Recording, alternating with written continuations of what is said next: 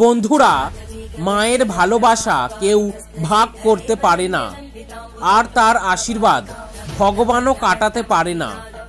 আমাদের জীবনে এতটাই গুরুত্বপূর্ণ ভূমিকা পালন করে আমাদের মা। পৃথিবীতে মাই হলেন আমাদের ভগবান। আজ আমি আপনাদের জন্য খুবই গুরুত্বপূর্ণ একটি ভিডিও নিয়ে হাজির হলাম। সন্তানের সাফল্যের জন্য মায়ের কোন উপায় করা উচিত, কারণ সন্তানদের সাফল্যের জন্য মাই সবচেয়ে বেশি চিন্তিত থাকেন। চলুন আপনার মূল্যবান সময় নষ্ট না করে ভিডিওটি শুরু করা যাক। কিন্তু তার আগে একটি বিশেষ অনুরোধ, যারা এই চ্যানেলটিতে নতুন তারা এরকমই আরও গুরুত্বপূর্ণ ভিডিও পেতে চ্যানেলটিকে অতি অবশ্যই সাবস্ক্রাইব করে পাশে থাকা বেল আইকনটি প্রেস করে দেন। বন্ধুরা, মা ঈশ্বরের দ্বারা আশীর্বাদ প্রাপ্ত হয়েছেন। তিনি তার সন্তানদের সম্পর্কে যা কিছু ভাবেন, তাদের আশীর্বাদ করেন, তা সন্তানদের জন্য বরদান হয়ে ওঠে। মায়ের চেয়ে সন্তানদের জন্য ভালো আর কেউ ভাবতে পারে না। বাবাও সমান ভূমিকা পালন করে, কিন্তু মা ভগবানের কাছ থেকে আশীর্বাদ প্রাপ্ত এমন এক দেবী, যিনি আপনার জীবনে একজন অসাধারণ ব্যক্তিত্ব। তিনি আপনাকে পৃথিবীতে এনেছেন। যিনি মায়ের আশীর্বাদ পান, তার কোনো কাজ নষ্ট হতে পারে না। যারা মায়ের আশীর্বাদ নিয়ে কাজে যায়, তাদের কাজে কখনো কোনো বাধা আসে না। সন্তান যদি বিরক্ত হয়, আঘাত পায়, হোঁচট খায়, মন খারাপ করে, তখন মায়ের মনে অশান্তি শুরু হয় যে নিশ্চয়ই কিছু অঘটন ঘটেছে। যারা মায়ের কাছ থেকে দূরে থাকেন, তারা ভালোভাবে বুঝতে পারবেন কখনো না কখনো আপনার সাথে এমনটা হয়েছে।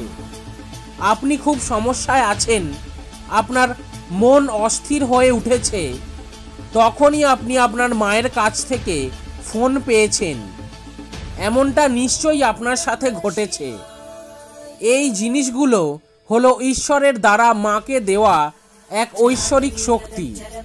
সেই কারণেই বলা হয়, সন্তানদের জন্য উপরে অর্থাৎ স্বর্গে ঈশ্বর এবং নিচে অর্থাৎ পৃথিবীতে মা।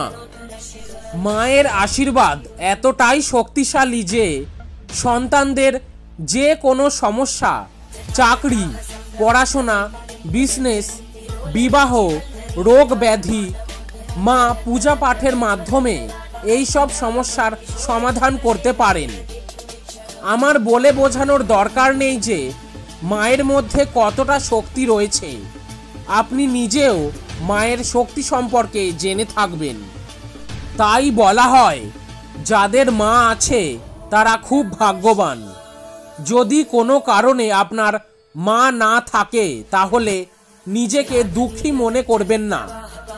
আপনার থেকে বড় কাউকে আপনি মা মনে করতে পারেন। ভাবিকে মায়ের সমান বলে মনে করা হয়। বড় দিদিকেও মায়ের সমান মনে করা হয়। বন্ধুরা, শাস্ত্র ও পুরাণে বলা হয়েছে, সন্তান যদি জীবনে এগিয়ে যেতে বাধার সম্মুখীন হয়, তাহলে মাকে এগিয়ে আসতে হবে এবং সন্তানের সাফল্যের জন্য উপায় করতে হবে। আজকের ভিডিওতে আমরা মা বোনদের জন্য দুটি উপায় বলবো। আপনি আপনার সন্তানদের নামে সংকল্প নিয়ে সেগুলি করবেন।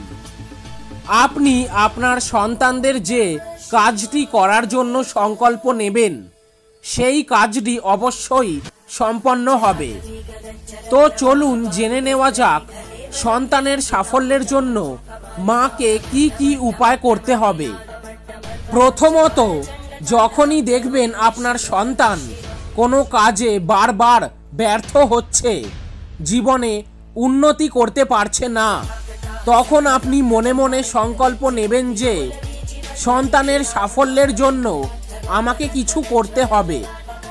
সেই দিন থেকে 7 দিন আপনাকে এই সহজ উপায়টি করতে হবে। যে কোনো দিন থেকেই শুরু করতে পারেন। আপনি আপনার সুবিধা মতো সময় বেছে নিতে পারেন। এতে সময় বা দিনের তেমন কোনো গুরুত্ব নেই। আপনি কেবল মাথায় রাখবেন, আমি আমার সন্তানের সাফল্য চাই। আপনি আপনার সন্তানের সমস্যা অনুযায়ী সংকল্প নেবেন।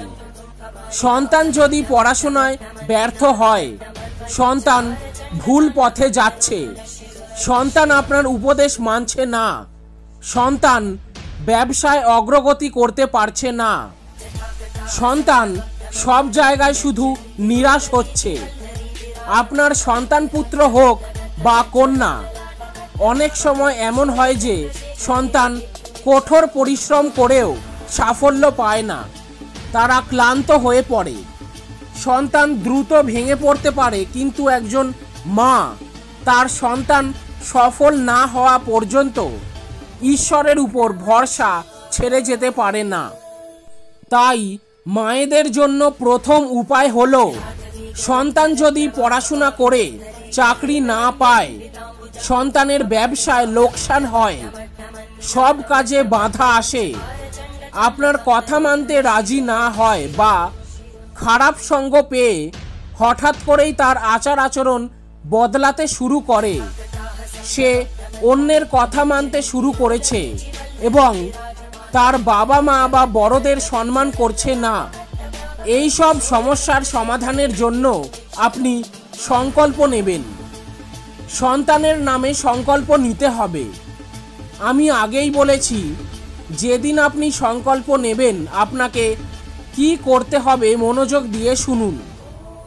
যদিও এই উপায় করার জন্য সময়ের কোনো গুরুত্ব নেই, তবুও আপনি চেষ্টা করুন সকালে বা সন্ধ্যায় যখনই আপনি ঘরের মন্দিরে যেতে পারেন বা যান, তখনই আপনি যে দেবী দেবতাকে বিশ্বাস করেন সেই দেবী দেবতার সামনে এক গ্লাস জল রাখুন।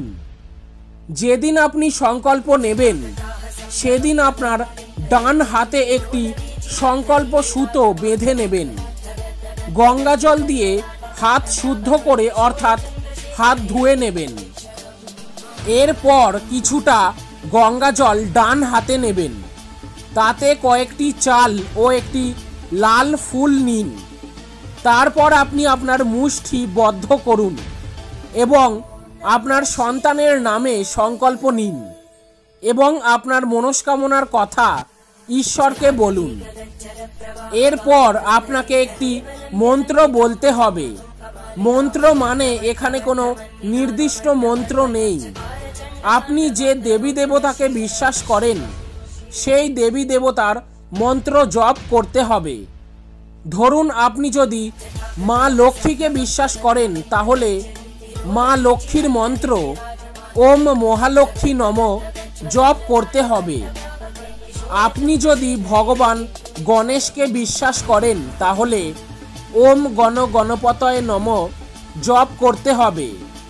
আপনি যদি হনুমানজিকে বিশ্বাস করেন, তাহলে ওম হনুমতে নমঃ জপ করতে হবে। এভাবে সকল দেবদেবীর বিশেষ মন্ত্র থাকে। সেই মন্ত্র আপনাকে 108 বার জপ করতে হবে।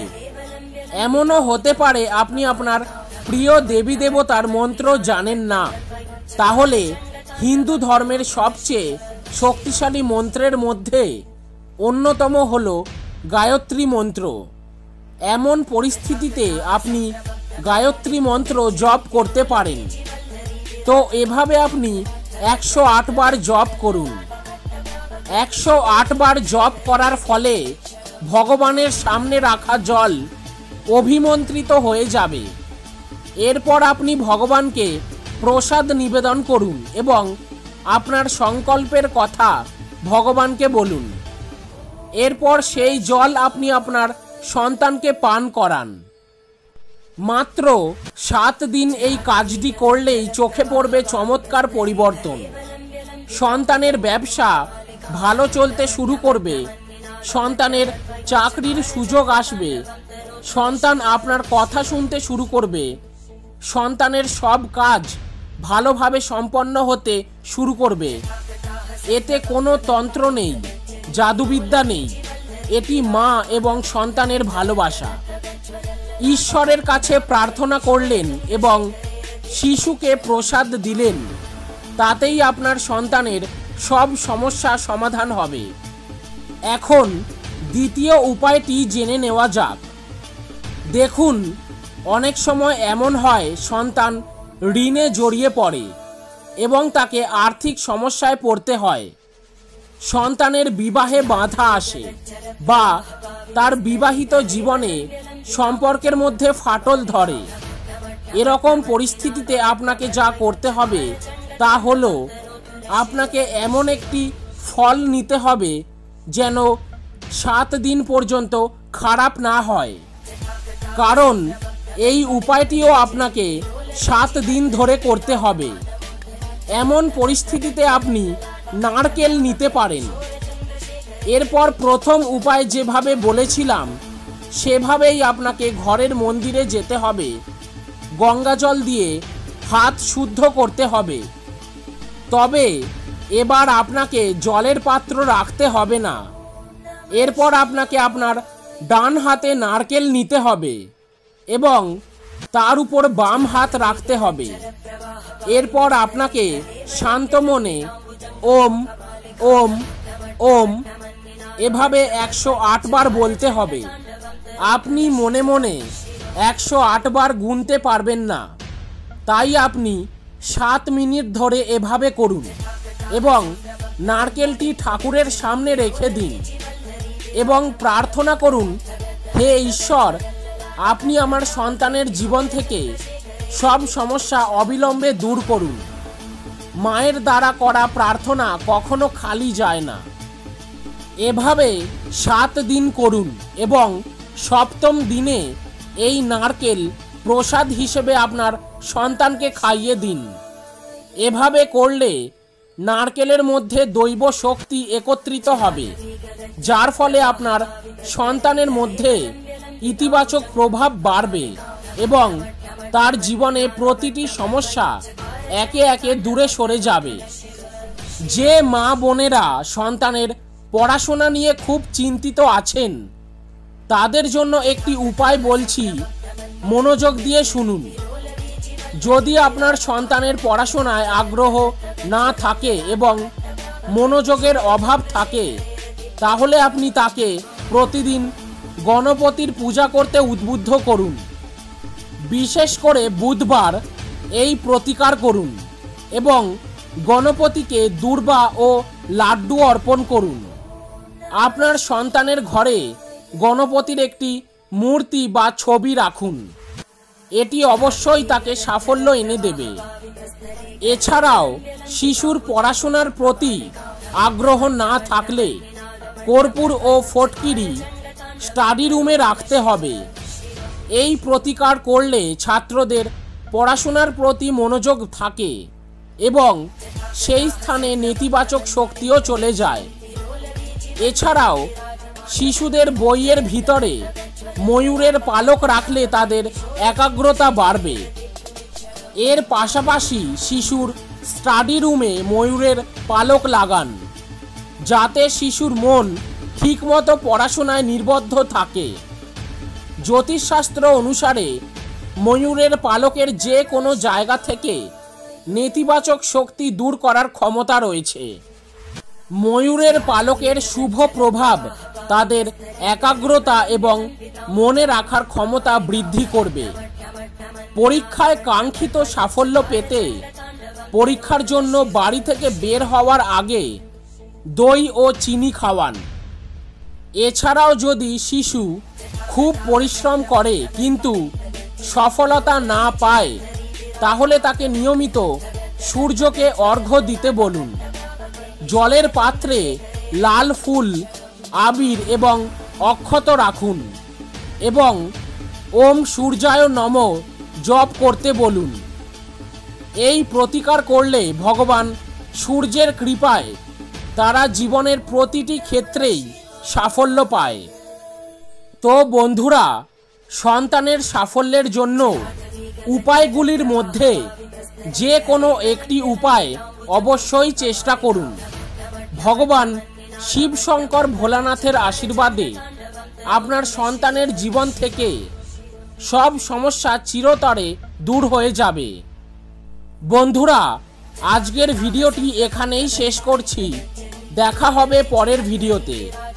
ভিডিওটি ভালো লেগে থাকলে অবশ্যই ভিডিওটিতে একটি লাইক করে কমেন্টে হর হর মহাদেব লিখে দিন এবং বন্ধুবান্ধব আত্মীয় পরিজনদের সাথে শেয়ার করে দিন, যাতে তারাও এই উপায়গুলি জানতে পারেন।